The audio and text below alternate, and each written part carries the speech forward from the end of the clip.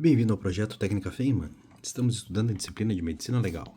Você vai aprender, nem que seja a última coisa que você faça. Na aula de hoje, então, estudaremos as asfixias, que nada mais são de que hipóxias. E as asfixias elas poderão ser classificadas como puras ou complexas. As asfixias puras envolvem tão somente um fator respiratório, e são exemplos delas soterramento, afogamento ou confinamento. Enquanto que as asfixias complexas envolvem, além do fator respiratório, outros sistemas, como o circulatório, por exemplo, que são os casos de enforcamento, estrangulamento e esganadura. Com relação às fases das asfixias, é cerca. A primeira fase é a fase cerebral. Ocorre entre 1 minuto a 1 minuto e meio. É o nosso C cerebral. Nela ocorrerão, então, enjoos, vertigens e perda súbita de consciência. A segunda fase de uma asfixia é o E, de excitação cortical e medular. Nela ocorrem convulsões generalizadas, relaxamento dos esfíncteres e bradicardia, ou seja, o aumento da pressão arterial. A terceira fase de uma asfixia é a fase R, ou seja, a fase respiratória. Nela ocorrerá então a lentidão dessa respiração e ocasionando uma insuficiência ventricular direita. Então essa respiração lenta ocasiona uma insuficiência ventricular direita. E por fim, a última fase da asfixia é o K, que é a quarta fase, a fase cardíaca. Ocorre entre cerca de 3 a 5 minutos. Nessa fase, teremos então batimentos cardíacos lentos, arrítmicos e parada em diástole. Estas são, em linhas gerais, as fases de uma asfixia. Agora, aprofundaremos um pouco mais em relação à classificação de asfixias puras e complexas. Com relação às asfixias puras, são as asfixias simples, ocasionadas geralmente por gases. No caso do confinamento, o confinamento por monóxido de carbono levará à hipóxia em função de pouco oxigênio. Uma vez que o monóxido de carbono se liga à hemoglobina de forma irreversível, ele não permite a ligação do oxigênio. E o cadáver que sofreu então uma asfixia pura do tipo confinamento, ele irá apresentar livores rosáceos ou carmim, que é basicamente um vermelho arroseado. E teremos então uma rigidez cadavérica afetada em função deste tipo específico de asfixia pura. A rigidez cadavérica, em função da intoxicação por monóxido de carbono, ela demora para começar, ela é mais tardia, ela é menos intensa e ela se desfaz mais rápido. Então, são peculiaridades específicas do tipo de asfixia por confinamento com monóxido de carbono. Com relação ao tipo de asfixia do tipo afogamento, perceba, ainda estamos dentro das asfixias puras. As asfixias por afogamento são aquelas que ocorrem em virtude de surpresa e dispneia. Teremos a parada dos movimentos respiratórios e a asfixia sucederá uma perda de consciência. Com relação ao afogado, nós temos 2 tipos de afogado que precisamos diferenciá-los. O primeiro deles é o afogado branco de Parrot. É um afogado seco. Na verdade, ele não se afogou. Ele caiu e, em virtude de um choque térmico, ele sofreu, então, uma morte. Sem sinal de asfixia. Então, é o afogado branco de Parrot. É aquele afogado seco, que é uma morte por inibição nervosa. Basicamente é isso. E o afogado azul é o afogado verdadeiro, é aquele que de fato se afogou, também conhecido como afogado úmido. No caso de afogados, nós temos a identificação do processo de maceração.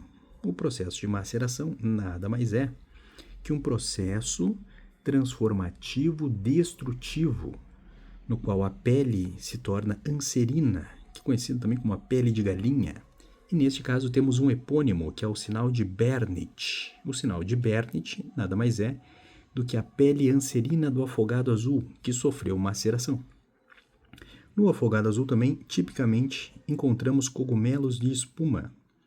E pink teeth, no pós-mortem, os dentes ficam rosas. Ainda, um detalhe importante com relação aos afogados azuis é a mancha verde abdominal, ela irá ocorrer no externo ou no pescoço, em virtude da posição do cadáver na água. Então, esses foram alguns casos de asfixias puras. Com relação à sufocação direta. A sufocação direta é um tipo de asfixia pura também, direta. Basicamente, em virtude de uma obstrução da via aérea. Perceba, se você engoliu uma bala soft, ou se botaram um saco de lixo na sua cabeça e fecharam, independente da forma com que tenha sido feita, das duas formas está ocorrendo a obstrução da via aérea, seja ela de forma direta lá dentro da via aérea ou externa. Os dois casos são obstrução da via aérea. Então, portanto, estamos diante de uma sufocação direta. Com relação à perícia de local de incêndio, apenas uma observação. Quando encontramos fuligem na traqueia, estamos diante do epônimo conhecido como sinal de Montaut. E temos ali a presença de carboxihemoglobina e presença de combustíveis no local. Apenas uma informação extra. Retomando as asfixias, então nós podemos classificá-las em pura, complexa e mista. Vamos à classificação. As asfixias puras são aquelas que englobam, tão somente, o sistema respiratório, enquanto que as complexas ou mistas são aquelas que podem afetar os sistemas respiratório, cardíaco e nervoso. E nós temos tipos de sufocação, vinculados ao tipo de asfixia. Por exemplo, uma asfixia pura, ou seja, que engloba tão somente o sistema respiratório, pode ser uma sufocação direta ou indireta. Perceba a diferença. A sufocação direta é aquela que ocorre em virtude de obstrução da via aérea. Lembra? Sufocação da via aérea.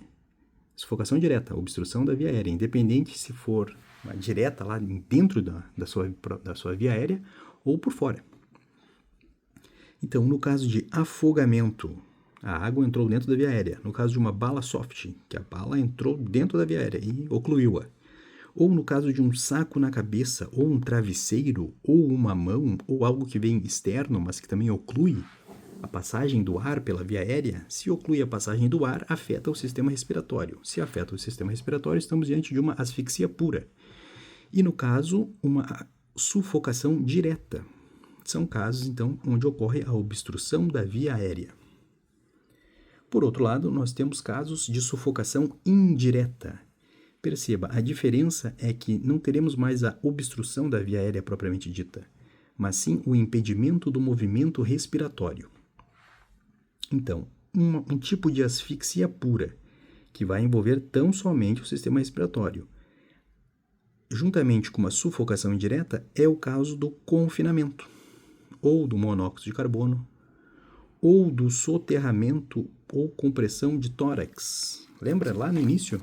Alguns exemplos que damos? Então, um tipo de asfixia pura do tipo soterramento, confinamento. Este caso é uma asfixia pura. Por quê? Porque envolve tão somente o sistema respiratório.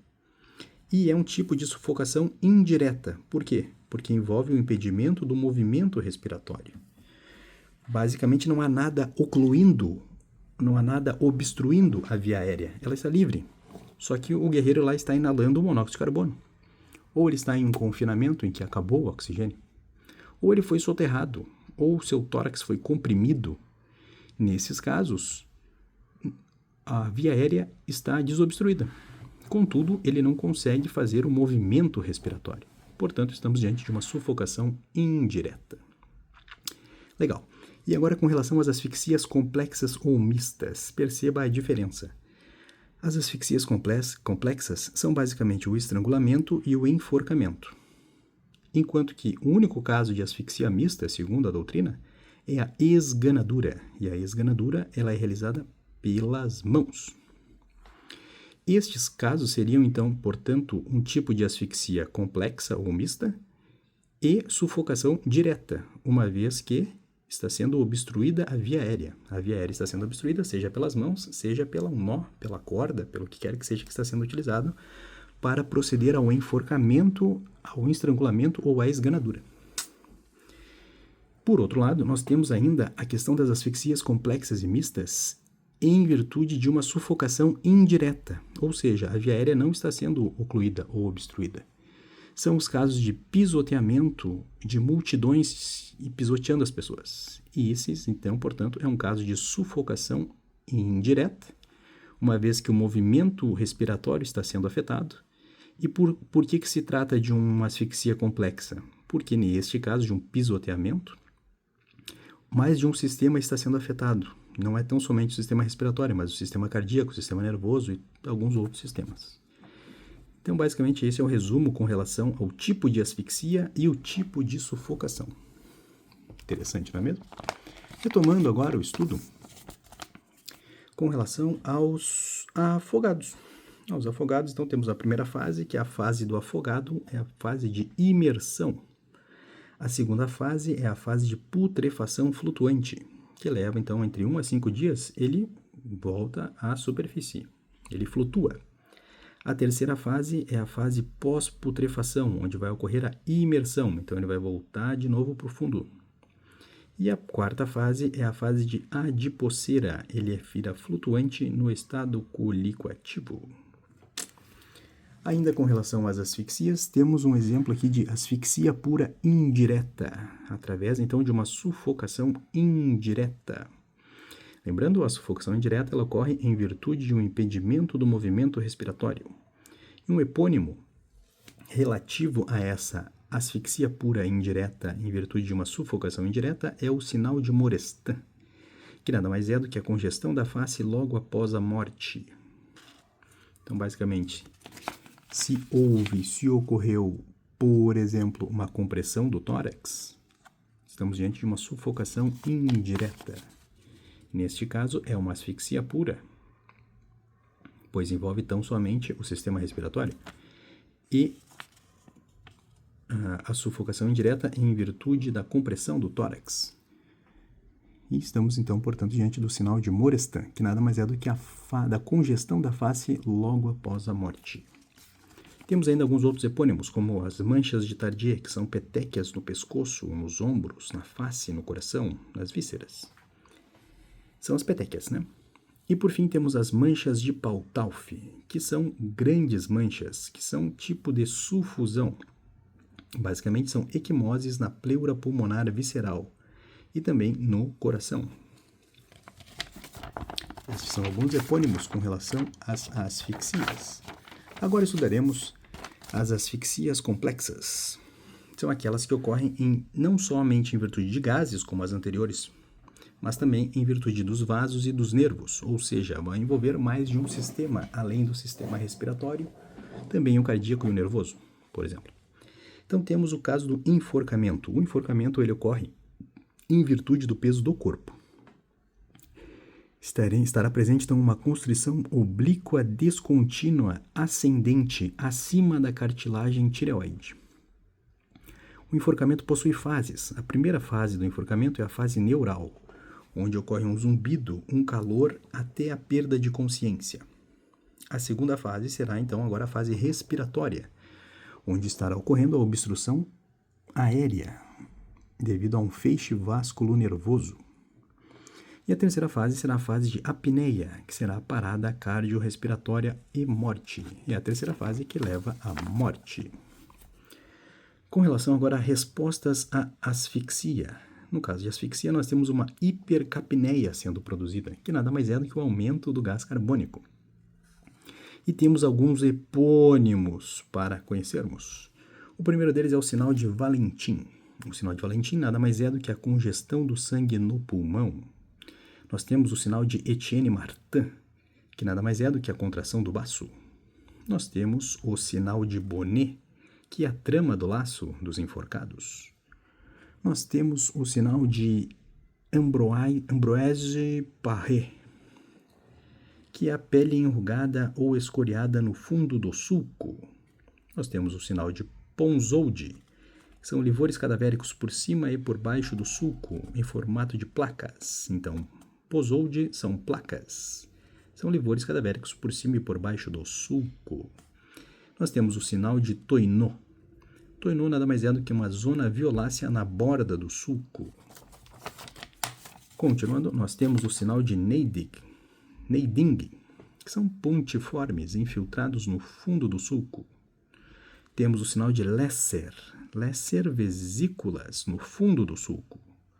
O sinal de Azevedo Neves, são petequias, nevou. Por fim, temos o sinal de Morgani Valsalva Orfila Roemer, que é basicamente a fratura do osso hioide. Esse é um sinal importante. A fratura do osso hioide é conhecida também então como o epônimo de sinal de Morgani Valsalva Orfila Roemer. E esses são os sinais encontrados nos casos de enforcamento, que é uma asfixia complexa. Dando seguimento, estudaremos agora o caso de estrangulamento. Estrangulamento, tudo menos o corpo, ou seja, não é o peso do corpo que pode causar uma morte por estrangulamento, mas sim uma constrição horizontal abaixo da cartilagem tireoide. Essa é a primeira diferenciação. Enquanto que no enforcamento é o peso do corpo que promove a constrição oblíqua descontínua ascendente acima da cartilagem tireoide, no estrangulamento é tudo menos o peso do corpo, ou seja, uma força externa que está agindo e promovendo uma constrição horizontal abaixo da cartilagem tireoide. Nesse caso, temos um epônimo principal que é conhecido como sinal de Tardieu, que nada mais é do que uma equimose na face, conjuntiva, pescoço e coração. Por fim, temos uma classificação de asfixia mista. A única que se enquadra nesse caso é a esganadura. A esganadura é um tipo de estrangulamento realizado pelas mãos. Então, nesse caso, teremos gases, vasos e nervos em graus variados sendo afetado, uma vez que será em função da constrição pelas mãos. Com relação agora ao impacto das asfixias nos fenômenos cadavéricos, perceba, os livores e putrefação serão mais extensos e escuros, serão mais precoces, mais rápidos, serão acelerados. Então, tanto os livores quanto a putrefação, nos casos de asfixias, serão acelerados, extensos, escuros, precoces. Por outro lado, a rigidez e o resfriamento serão mais lentos. A rigidez ela vai ser mais rígida e prolongada. E o resfriamento, inclusive, será mais lento. São características, são impactos que as asfixias causam, então, nos fenômenos cadavéricos. Decore na sua aula. Por fim, apenas uma observação com relação à toxicologia nas asfixias. Quando da presença de um agente metemoglobulinizante.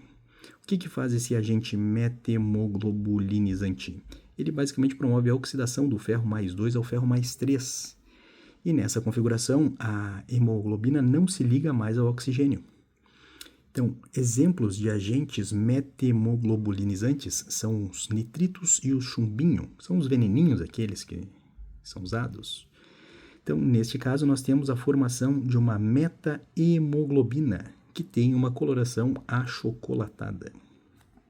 Ainda com relação à toxicologia, no caso de narcóticos, por exemplo, opiáceos ou heroína, então nós vamos ter uma depressão do sistema nervoso central. Com relação a agentes asfixiantes químicos, que são histotóxicos, que é o exemplo do cianeto. O cianeto ele basicamente promove a ligação à citocromo oxidase, que nada mais é do que o complexo 4 da cadeia de fosforilação oxidativa, que ocorre nas cristas mitocondriais.